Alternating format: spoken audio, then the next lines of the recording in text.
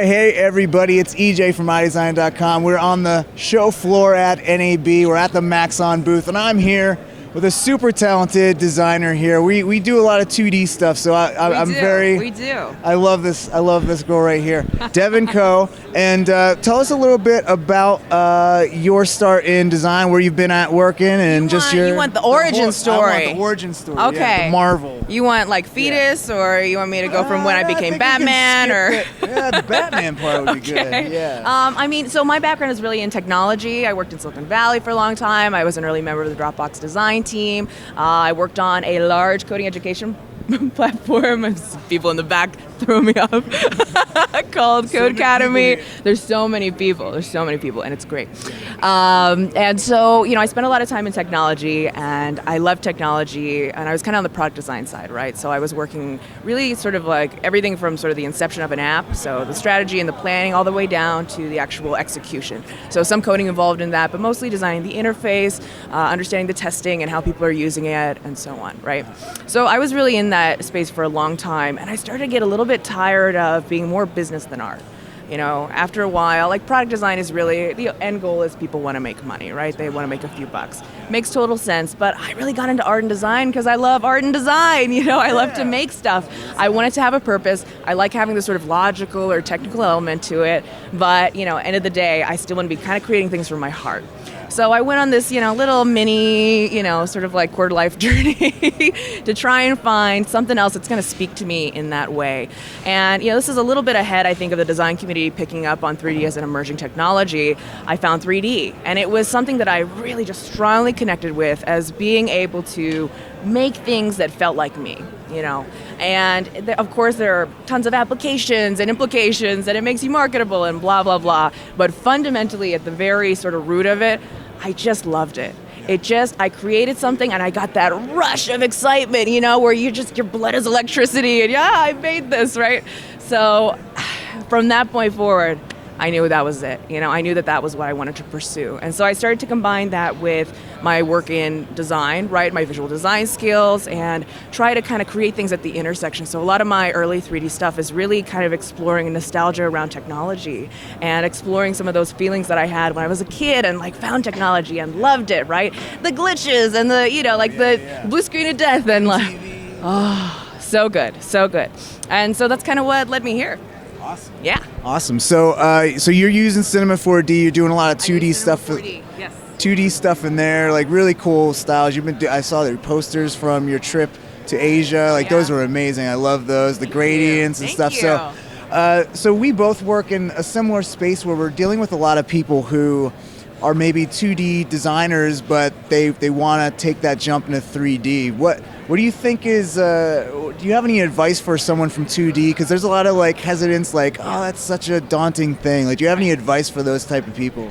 Yeah, you start small and you iterate, right? That's really what it comes down to. Is if you open up the app, you look at it, it's going to look complicated. You're not going to know where to start, and so you need kind of one small, really sort of completable goal that you can start with. Maybe 15 minutes. I'm going to make one thing move from one side of the screen to the other. Make it something small, super doable, super easy, right? And that'll get you started. And of course, there's lots of tutorials. I think you and I do these great tutorials that are really accessible to people who are just starting out with this stuff. And for me, that's so important because there's all these incredible renderers and plugins and things that people are covering, but they're so advanced. They look so amazing, but without that sort of initial foundation, you're going to have trouble with it. So start small. Don't put too much pressure on yourself. Just start small. Make something small but beautiful. Make something that you love. And I think when you make things that you love and you feel good about, you want to keep doing it. So don't toil away with just tutorials, but try and make small, sort of totally doable things that you enjoy. Totally. Yeah. So you're working on a website now. Can you tell us a little bit about that, and what do you have for planned for that? Totally. No, I'm done with this interview, actually. Okay, fine. Forget it. No, of course. So 3D for Designers. This is my new, I actually just launched this, and I've been working on it for about a year, so super stoked about it. But 3D for Designers is a place for artists and designers who are using 3D explicitly for creative work. And so we sort of have a few elements here, right? We're teaching, so we want to share these basic 3D skills so that folks who are completely beginner level, right? We want people who have never looked at a 3D package before, but with the requirement, they have strong visual design chops, right? So we want to help them take advantage of that and focus less on the technical side. And so we're sharing a course that's called 3D Art Kickstart.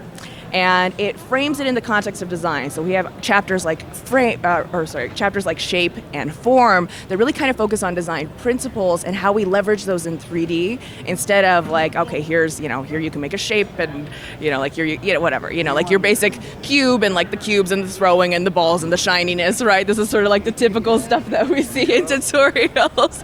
And so we want to give some context to it, like how can we bring this alive in the context of design? So that's the idea with 3D for Designers, and we're really focused more on, how is 3D appearing in art or in style or technology, in those spaces, like how is Kanye using 3D right now?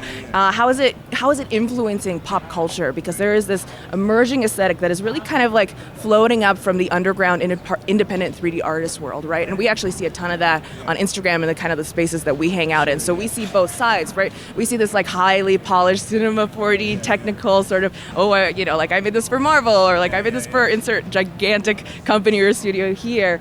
But at the same time, I think a lot of this sort of future aesthetic that we're going to see is coming from incredible independent designers who have started out just learning things on their own, right? And so I want more resources for them, and I want the design community that I came from, that kind of like raised me, so to speak, to really get hooked up with these emerging technologies and, be able to help create the future of design. We see like so much happening, moving fast with technology right now. It's kind of always the case. Things are always moving really quickly.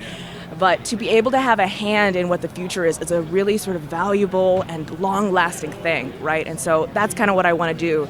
That's kind of like my overall mission, perhaps, is to get designers hooked up with those skills so that they can be a part of emerging technology.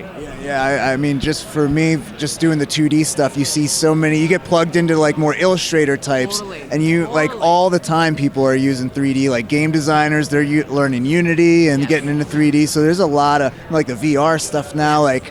Yeah, I definitely see that, the 3D, the love of 3D. We see both sides of that. Oftentimes people from one side have no idea what's happening on the other, and vice versa, right? And so you get these independent artists who go, we're here at NAB, right? And they're like, what's NAB? Yeah. Never heard of it, right? No idea, because they're not working at this level, but they're creating things, right, that could influence sort of culture at large at this level, right? Yeah. So you just said that there's a class that's coming to 3D4designers.com, right? 3dfordesigners.com. 3dfordesigners.com. Yep. And when is that class launching? Do you have a date yet? We're releasing the lessons right now for free on the blog. So you can actually just follow along with our zine. We have a weekly zine we release that includes lessons and what's going on 3D in general. So if you follow along with that, you'll actually get all the lessons for free. And then we're going to kind of package that up and release the course as a unit. Well, that's awesome. So where can people find you on the internet, like Twitter, Instagram? Oh, this is an easy one. It's an easy one. So 3dfordesigners.com. Show up, sign up. We would love to have you. Oh, more designers. That's all I want in this world. Oh, yeah. Twitter, 3D for Designers. Instagram, what do you think it is? You want to help me out here? Puppies. Pure puppy love 456. No, 3D for Designers on Instagram as well. Awesome. Well, I'm loving your work, loving what you're doing. Thank you so much for coming out here and talking with me. All right. Thank you so much. You bet. And thank you for all watching. We'll see you in the next one. Bye, everybody.